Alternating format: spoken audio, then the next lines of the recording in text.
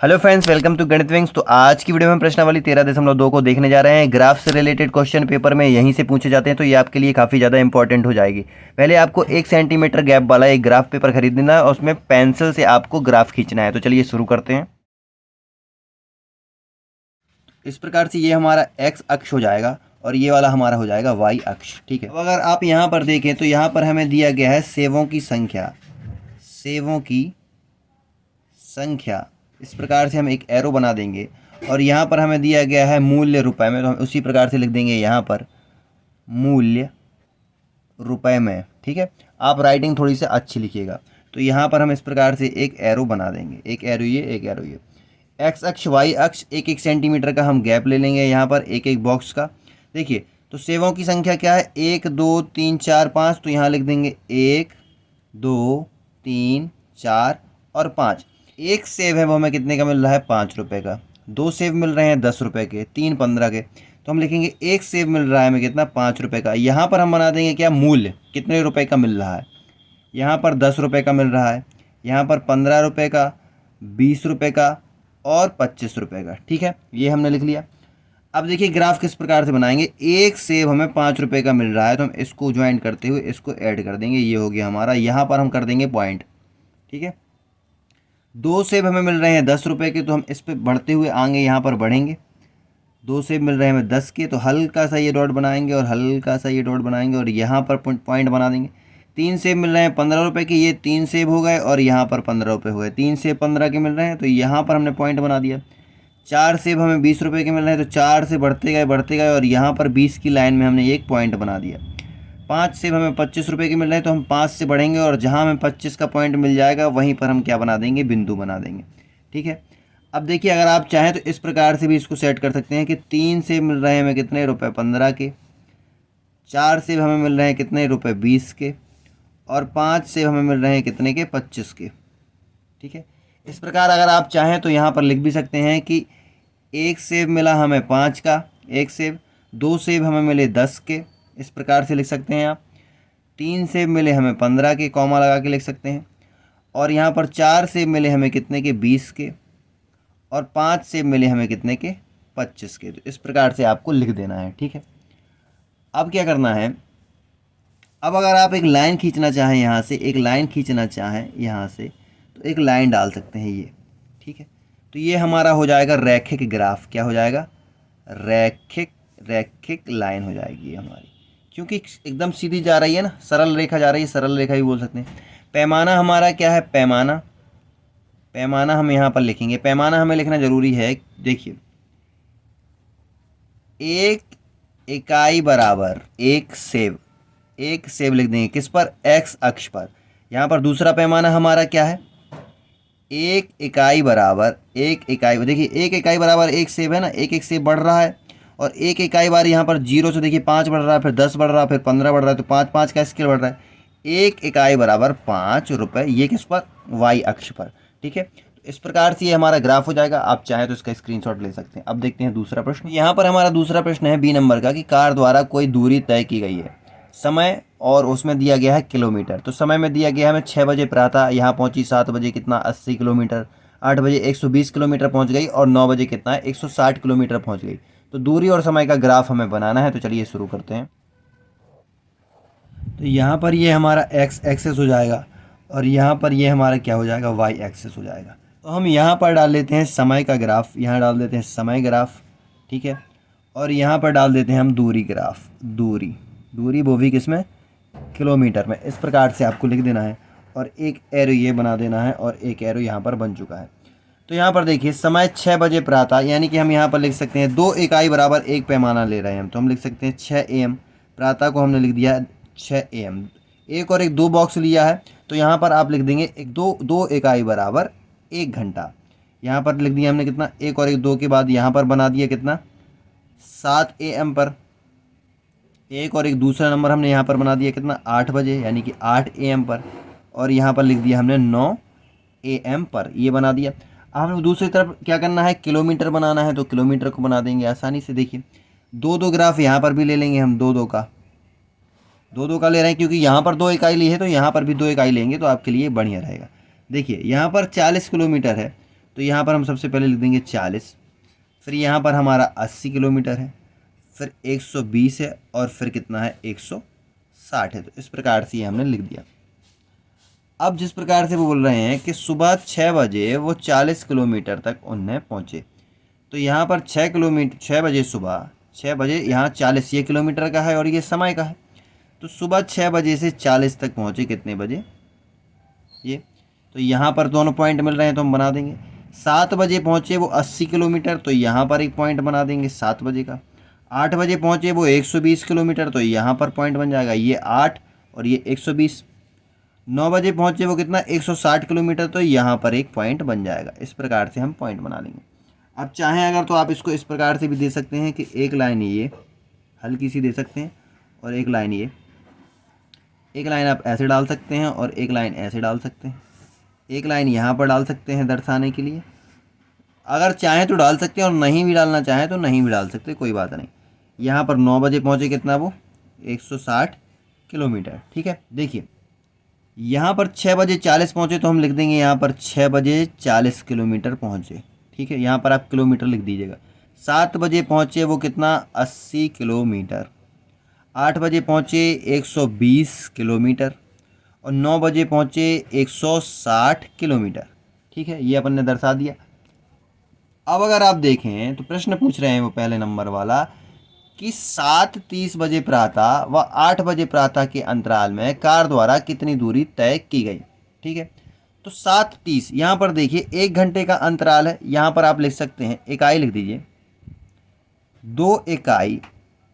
2 इकाई बराबर 1 घंटा, क्योंकि यहाँ पर 2 इकाई ली हमने, यहाँ से यहाँ तक, यहाँ से यहाँ तक 1 घंटा लिया है, तो 2 इकाई बराबर 1 घंटा, ये आप लिख सकते हैं पैमाना। और यहाँ पर हमारा दूसरा पैमाना है कि 2 इकाई बराबर 0 से 40 किलोमीटर तक गए ना हम, 0 से 40 किलोमीटर तक फिर 40 यहाँ पर बढ़ा। देखिए 80 के बाद 40 बढ़ेगा जब 80 होगा, 8 4 12 होता है, 40 यहाँ पर बढ़ा, तो 2 इकाई बराबर 40 किलोमीटर, ये हमने पैमाना लिख दिया। अब देखिए वो पूछ रहे हैं कि 7:30 बजे प्रातः व 8 बजे के अंतराल में कार कितनी दूरी तय की, यानी कि 7:30, देखिए ये 1 घंटा है तो ये यहाँ पर बीच में आधा घंटा हो जाएगा कि नहीं हो जाएगा। तो 7:30 बजे से वो पूछ रहे हैं कि 8 बजे तक, इतने बीच में उन्होंने क्या है कितनी दूरी तय की। तो हम चलेंगे 7:30 बजे तक, यहाँ पर हमें मिल जाएगा 7:30 बजे तक। कैसे मिला हमें, देखिए यहाँ पर 80 है और यहाँ पर 20 और 20 का गैप है, क्योंकि यहाँ पर टोटल 40 का गैप है, तो 20 यहाँ हो जाएगा और 20 यहाँ हो जाएगा। तो यहाँ पर हमें बीच में कितना मिलेगा 100 मिलेगा, क्योंकि 80 90 100 110 120 20 का अंतराल है कि नहीं।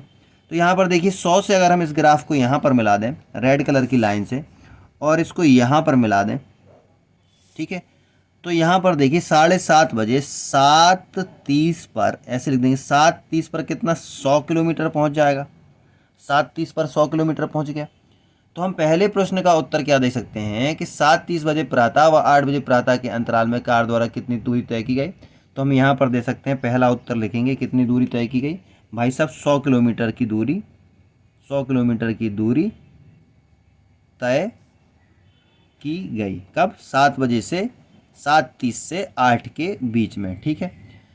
अब दूसरा प्रश्न पूछ रहे हैं कि कार के 100 किलोमीटर की दूरी तय कर लेने पर समय क्या था। जब कार ने 100 किलोमीटर दूरी तय कर ली, यहाँ से हम देख रहे हैं 40 गई, 80 गई और 100 गई, क्योंकि 20 का अंतराल है। तो जब कार ने 100 किलोमीटर की दूरी तय कर ली, तो हम देख रहे हैं 100 किलोमीटर की दूरी तय कर ली, तो यहाँ पर 7:30 बजा हुआ था, 7 से बीच में, तो हम दूसरा लिख देंगे कि जब कार ने 100 किलोमीटर की दूरी तय कर ली तो वहाँ पर 7:30 क्या है बजे हुए थे, यानी कि 7:30 बजे हुए थे, ठीक है। तो ये आपका पूरा ग्राफ हो गया, आप चाहें तो इसका स्क्रीनशॉट ले सकते हैं। तो यहाँ पर हमारा सी नंबर का प्रश्न है कि जमा धनराशि पर ब्याज क्या है, उसका हमें ग्राफ बनाना है। कि जमा धनराशि रुपए में है, 1000 रुपये है तो 80 रुपये ब्याज लग रहा है, 2000 रुपये है तो 160 रुपये ब्याज लग रहा है, 3000 रुपये है तो 240 रुपये ब्याज लग रहा है, 4000 है तो 320 और 5000 है तो 400 रुपये ब्याज लग रहा है। तो देखिए हम इसका ग्राफ बनाते हैं। ये हमारा हो जाएगा एक्स अक्ष और ये हमारा हो जाएगा कौन सा, वाई एक्सिस, ठीक है। ये एक्स अक्ष हो गया, ये वाई अक्ष हो गया। यहाँ पर हम लिखेंगे रुपए, जो जमा धनराशि है, तो यहाँ पर लिखते हैं जमा धनराशि, जमा धन किसमें, रुपए में है तो रुपए में। और यहाँ पर जो हमें क्या मिल रहा है, ब्याज मिल रहा है, तो यहाँ पर लिखेंगे मिलने वाला ब्याज। ब्याज भी हालांकि क्या है, यहाँ पर ब्याज लिख देंगे हम, मिलने वाला ब्याज, इस प्रकार से। तो देखिए यहाँ पर हम 2 इकाई बराबर रुपए ले लेंगे। यहाँ पर 1000 रुपये ले लिए हमने, 2 इकाई बराबर यहाँ पर, फिर यहाँ पर दो दो डब्बे छोड़कर हमने ले लिए हैं, तो यहाँ पर 1000 रुपये, तो यहाँ पर 2000 रुपये हैं, यहाँ पर 3000 रुपये हैं, यहाँ पर 4000 रुपये हैं, और यहाँ पर कितना है हमारा 5000 रुपये है। ठीक है, यहाँ पर हमें 1000 रुपये पर 80 रुपये ब्याज मिल रहा है, तो यहाँ पर भी हमें दो दो इकाई लेनी पड़ेगी, क्योंकि वहाँ पर हमने 2 इकाई ली है। 1000 रुपये पर हमें कितना 80 रुपये ब्याज मिल रहा है। 2000 रुपये पर हमें 160 रुपये ब्याज मिल रहा है। 8 दूनी 16, 80 का गैप है यहाँ पर। 3000 रुपये में हमें 240 का गैप मिल रहा है, तो हमने यहाँ पर 240 लिख दिया। 4000 पर 320 का मिल रहा है, तो यहाँ पर हमने लिख दिया 320, और लास्ट हमने लिख दिया कितना 400 का ब्याज मिल रहा है 5000 पर, तो यहाँ पर हमने लिख दिया 400 का ब्याज। तो हमने ग्राफ बना लिया है। 1000 रुपये नीचे बना लिया जमा धन का, और यहाँ पर ब्याज का। 1000 में 80 रुपये ब्याज, 2000 रुपये पर 160 रुपये ब्याज। 1 साल के लिए किसी बैंक में आप कहीं पे जमा किए होंगे तो उसने ब्याज दिया होगा, 1 साल का है, 1 साल में दिए उसने 80 रुपये। यहाँ पर इकाई भी लिख सकते हैं, अगर चाहें तो यहाँ पर डाल सकते हैं पैमाना। पैमाना क्या है हमारा, 2 इकाई। 2 इकाई बराबर 1000 रुपये। 2 इकाई लिए, 2 डब्बे लिए, 2 डब्बे का गैप किया, इसलिए हमने 1000 रुपये, दो बॉक्स लिए। यहाँ पर लिख लेंगे दूसरी इकाई। 2 इकाई बराबर, यहाँ पर भी 2 डब्बे लिए हमने, यहाँ पर 2 इकाई बराबर 80 रुपये ब्याज। 80, अगर 0 से चालू करें तो यहाँ पर 80 आ जाएगा। 40 यहाँ तक का, और फिर 40 यहाँ तक, 80 है ना। फिर यहाँ से 40, यहाँ से 80 दूनी 160 होता है, अगर इसका 80 का डबल करें। फिर यहाँ 80 और बढ़ गया तो 240 हो गया, फिर यहाँ 80 बढ़ गया, यानी कि इस गैप में 80 बढ़ रहा है बीच में। ठीक है, लेकिन अगर कहा जाए यहाँ से लेकर यहाँ तक तो कितना गैप होगा, 40 होगा। ये 40 होगा और ये 40 होगा, जब तो ये जाके 80 बनेंगे। अब हम चालू करते हैं अपना प्रश्न, कि कह रहा है कि 1000 रुपये पर 80 रुपये ब्याज मिला, तो 1000 रुपये पर 80 रुपये ब्याज यहाँ पे बना दिया। यहाँ पे कह रहा है 2000 रुपये पर 160 रुपये ब्याज मिला, तो हमने यहाँ पर लिख दिया 2000 रुपये। यहाँ कह रहा है 3000 रुपये पर 240 रुपये ब्याज मिला, तो हमने यहाँ पर लिख दिया 240 रुपये। 4000 रुपये पर उसे 320 रुपये ब्याज मिला, तो यहाँ पे बन रहा है ये 4000 और ये 320। 5000 रुपये पर उसको 400 रुपये ब्याज मिले, तो ये आ गया यहाँ पर। आप देखिए एक रैखिक लाइन बन गई है। ठीक है, अब क्या करना है, अब वो जो प्रश्न पूछ रहा है हमें उसको उत्तर देना है। तो यहाँ पर अगर चाहें तो हम एक ऐसे लाइन बना सकते हैं इस प्रकार से। ठीक है, यहाँ पर भी बना सकते हैं इस प्रकार से। ठीक है, थोड़ा सा आपको दर्शाने के लिए हम बना रहे हैं, इसका बनाना ज़रूरी है भी और नहीं भी, अगर चाहें तो बना सकते हैं, बनाने से आपको आसानी हो जाएगी और कुछ नहीं। यहाँ पर भी हमने क्या है बना दिया। ठीक है, लाइन आपको स्केल से खींचना है, हाथ से खींचना है, लेकिन आपको स्केल से खींचना है। अब देखिए यहाँ पर पहला प्रश्न वो कह रहा है क्या आलेख मूल बिंदु से गुजरता है, तो मूल बिंदु हमेशा ये 0 वाला कहलाता है, 0 वाला। अगर हम यहाँ से एक लाइन डाल दें तो आलेख मूल बिंदु से ही गुजरेगा, तो ए नंबर का आप उत्तर लिख सकते हैं। हाँ, आलेख क्या है, मूल बिंदु से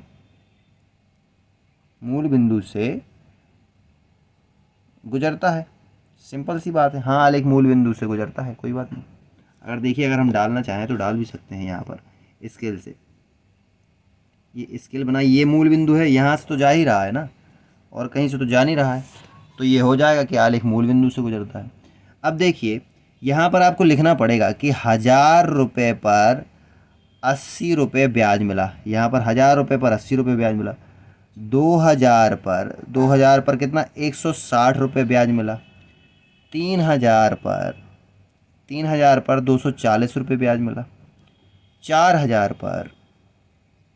पर 320 रुपये ब्याज मिला, और 5000 पर 400 रुपये क्या है ब्याज मिला। इस प्रकार से आप लिख सकते हैं।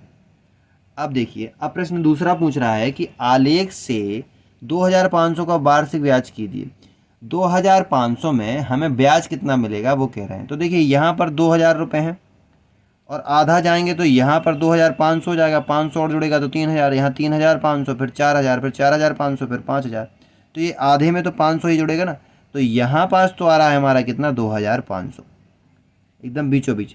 तो 2500 में बीच वाली लाइन अगर हम जाएंगे यहाँ तक और फिर यहाँ तक जाएंगे, ठीक है, तो 160 में जब आप 40 ऐड कर देंगे कि 40 का गैप है और फिर यहाँ 40 का गैप है, जब तो जाके 80 बनेगा। तो तो आपको क्या करना है, 160 में 40 ऐड कर देना है, 6 4 10 और 1 2 1, तो यहाँ पर कितना है 200 रुपये बन जाएंगे। यानी कि यहाँ तक कितना ब्याज मिलेगा उसको, 200 रुपये का ब्याज मिलेगा भाई साहब। तो 2500 रुपये अगर वो देगा, यहाँ से 2500 रुपये देगा बैंक को, तो 1 साल के बाद उससे 200 रुपये मिलेंगे। तो हम यहाँ पर लिख सकते हैं कि 2500 दिए उसने तो उससे 200 रुपये ब्याज मिला। तो यहाँ पर हम बी नंबर का क्या है आंसर भी लिख सकते हैं कि 2500 देने पर 2500 रुपये पर उसे 200 रुपये ब्याज मिलेगा। ठीक है, सिंपल। अब तीसरा क्वेश्चन कह रहा है वो कि 280 ब्याज प्राप्त करने के लिए कितना धन जमा करना होगा। अब कह रहा है कि अब 280 रुपये ब्याज प्राप्त करना है, यहाँ से 240 और यहाँ तक 40 और ऐड हो जाएगा, तो ये 280 बन जाएगा। बनी बात है, यहाँ पे बन जाएगा 280। अब 280 उसे चाहिए है, तो यहाँ पे आया, वो यहाँ पे आया, ये आ रहा है यहाँ तक के लिए, और फिर यहाँ से एक लाइन और डाल देंगे हम यहाँ तक, ये हो गई।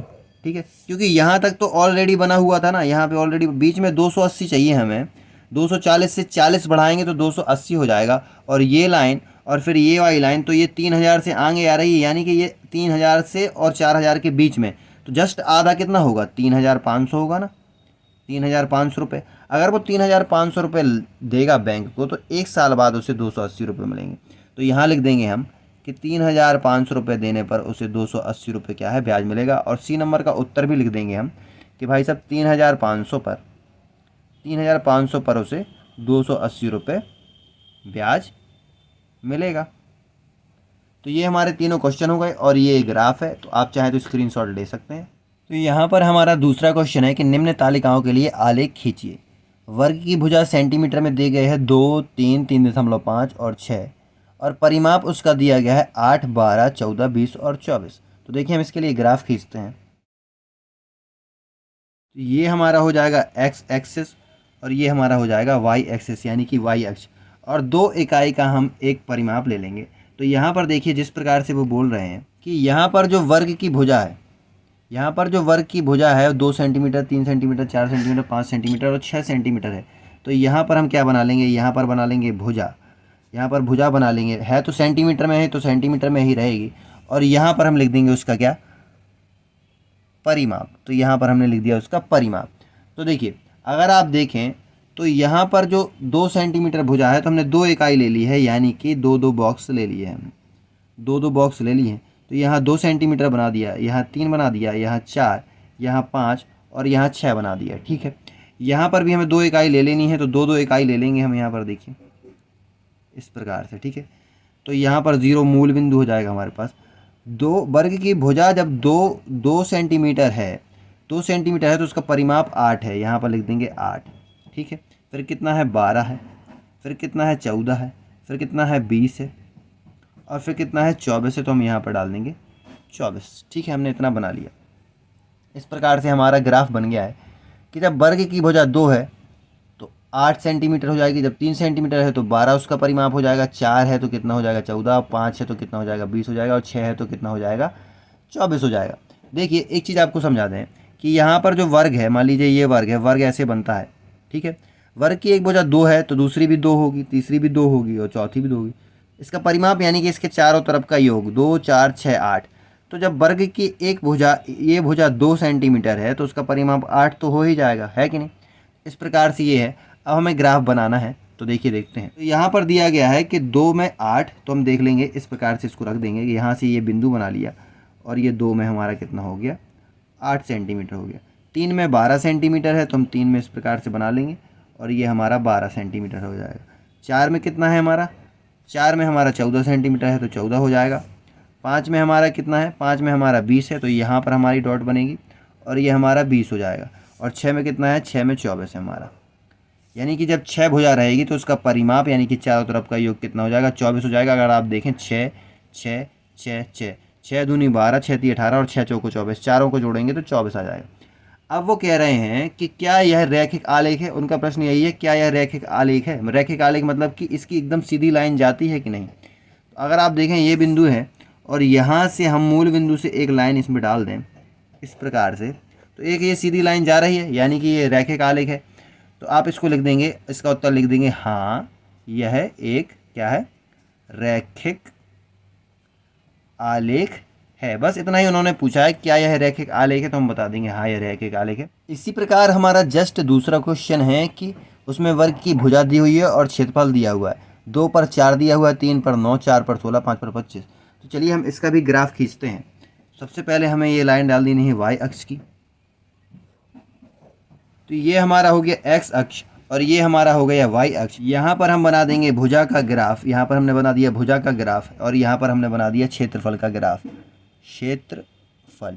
ठीक है, तो यहाँ पर भुजा का ग्राफ और यहाँ पर हमने क्षेत्रफल का ग्राफ बना लिया। एक एक इकाई ले लेंगे। यहाँ पर ले लेंगे भुजा, देखिए भुजा है हमारी 2, 3, 4, 5 और एक 6। इस बार हमने एक ही डिब्बे लिए हैं क्योंकि 36 तक जाना है तो बड़ा हो जाएगा। अब यहाँ पर हम क्षेत्रफल लिखते हैं, तो क्षेत्रफल लेते हैं। यहाँ पर देखिए 0, 4, 4 दूनी 8, 4 ती 12, 4 चौको 16, 4 पंचे 20, 4 छंग 24, 4 सत्ते 28, 4 अट्ठे 32 और 4 नाम 36। क्योंकि हमें यहाँ पर 36 तक जाना है तो हमने ये ले लिया। ठीक है, उनका यह क्वेश्चन है क्या यह एक रैखिक आलेख है कि नहीं, हमें बताना है। ठीक है, तो दो अगर किसी वर्ग की भुजा, यहाँ पर आप देखिए ये हमने एक वर्ग बनाया, ये एक वर्ग बनाया। अगर इसकी भुजा 2 सेंटीमीटर है तो ये भी 2 होगी क्योंकि वर्ग की चारों भुजाएं बराबर होती है। और क्षेत्रफल का फॉर्मूला होता है भुजा गुणे भुजा या फिर भुजा का स्क्वायर होता है, इसमें वर्ग का भुजा का स्क्वायर। तो 2 गुणे 2 कर देंगे तो आप हो जाएगा 4 आ जाएगा। तो 2 है तो 4 उसका क्षेत्रफल। ठीक है भाई साहब, एकदम सही है। अगर भुजा 3 है तो ये 3 हो जाएगी, तो 3 त्रिका 9 हो जाना चाहिए। तो यहाँ पर 9 दिया हुआ है, उन्होंने 3 है तो 9 दिया हुआ है, ये भी ठीक है। अब देखिए यहाँ पर 2 2 का अंतराल है, 4 और 4 8, यानी बीच में कितना पहुँचेगा, ये 2 पहुँचेगा। 4 2 6 पहुँचेगा। यहाँ पर बीच में कितना पहुँचेगा, 8 2 10 पहुँचेगा यहाँ पर बीच में। ठीक है, तो 10 के जस्ट 2 बिंदु बीच में अगर आप आएँ, क्योंकि 3 पर 9 है तो यहाँ पे जाके हमारा क्या है, एक बिंदु बन जाएगा बीचों बीच 2 के बीच में। क्योंकि 8 9 10 है तो 10 के बीचों बीच यहाँ पर हमें 9 मिलेगा। यहाँ पर देखिए तो उन्होंने कहा कि 3 का तो भाई साहब 9 है। ठीक है, हमने बना दिया, ये है हमारा 9। ठीक है, 2 का 4 है, 3 का 9 है। अब वो कह रहे हैं कि 4 का 16 है, तो 4 का 16 बना देते हैं। ये है 16 का पॉइंट, एकदम एग्जैक्ट, कोई दिक्कत नहीं। यहाँ से आप लाइन डाल सकते हैं, यहाँ से आप लाइन डाल सकते हैं। 4 का 16, एक बिंदु ये बन गया, एक बिंदु ये बन गया हमारा, एक बिंदु ये बन गया। अब वो कह रहे हैं 5 का 25 है, तो ये 5 है, 20 और एक 24 और यहाँ पर बीचों बीच 26 आएगा, इस वाली लाइन में 26 आएगा। ठीक है, लेकिन वो कह रहे हैं 25, तो हमें क्या है 2 अंक नीचे लाना पड़ेगा, 1 और 1 2। तो हम देखेंगे 4 का ये है, 24 ये है और 25 अगर हमें लाना है तो इससे जस्ट 2 बॉक्स ऊपर 1 और 1 2, यानी 25 हमारा यहाँ पर बनेगा। ठीक है, यहाँ पर बनेगा 4 का 25, सॉरी 5 का 25। तो 5 का 25 यहाँ पर बनेगा हमारा कितना, यहाँ पर, क्योंकि 2 अंक नीचे है तो 5 का 25 यहाँ पर बनेगा। ठीक है, अब यहाँ पर कह रहे हैं, यहाँ पर वो कह रहे हैं कि 5 का 25 है तो हम 5 से यहाँ बढ़ेंगे 24 और यहाँ पर 2 का गैप है, 24 25 26। तो 25 24 से जस्ट 2 अंक ऊपर बनेगा, क्योंकि यहाँ पर तो 26 जा रहा है ना, तो 2 अंक नीचे यहाँ पर हमारा 25 बन जाएगा। अब वो कह रहे हैं कि 6 का 36 है, 6 का 36 है, तो देखते हैं हम 6 चलेंगे 32 और एक ये 36, यहाँ पास पहुँचेगा। 6 ये है और यहाँ पास पहुँचेगा 6 का 36। ठीक है, यहाँ से लेकर यहाँ तक। तो जब हम इसकी अगर लाइन खींचे तो देखिए ये लाइन तो यहाँ से इस प्रकार से जा रही है, फिर ये लाइन इस प्रकार से चली गई यहाँ से। ठीक है, तो ये क्या रैखिक, एकदम इस प्रकार से जब एकदम सीधी लाइन बनती है तो वो रैखिक आलेख कहलाता है। लेकिन यहाँ पर तो एकदम ऐसी लाइन नहीं बन रही, यहाँ पर ऐसी जा रही है और फिर ऐसी जा रही है, यानी कि यह एक रैखिक आलेख नहीं है। तो आप लिख देंगे यह एक रैखिक आलेख नहीं है। बहुत ही सिंपल है, आपको लिख देना है यह एक रैखिक आलेख नहीं है, इसका ये आंसर हो जाएगा फाइनल। प्रश्न वाली आपको पसंद आई तो लाइक करें और वीडियो पर नए हो तो चैनल को सब्सक्राइब करें। Thank you.